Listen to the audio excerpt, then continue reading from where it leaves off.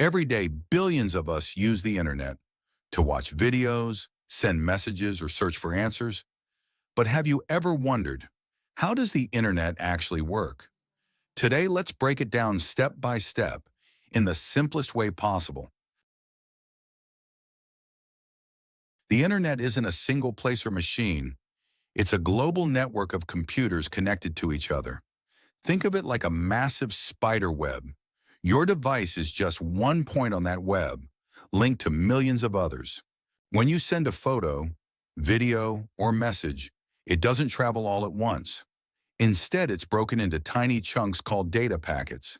Each packet carries the sender's address, the receiver's address, and a piece of the content.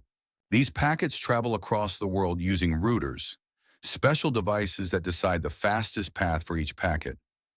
Routers are like traffic police, guiding digital cars on the best routes. When you open a website, your request goes to a server.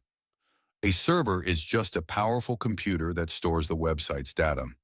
It finds the right packets and sends them back to your device. Most of the internet's backbone is made of undersea fiber optic cables.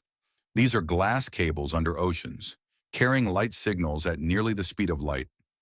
Satellites also play a role, especially for remote areas, but 99% of international data still travels through these undersea cables. When you visit a website, your computer first asks a domain name system, or DNS, to find the IP address of that website's server. It's like looking up someone's phone number in a contact list. Once found, your packets know exactly where to go. When the packets reach the server, the information is sent back to you the same way, packet by packet.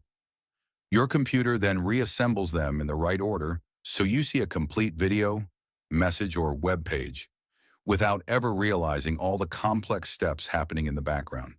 So the internet works through a massive network of cables, routers, satellites, and servers, moving billions of packets every second, making our world more connected than ever. Next time you hit play or send a text, you'll know the hidden journey your data takes. Now that you know how the internet works, next time we'll uncover who actually controls it. Subscribe so you don't miss it.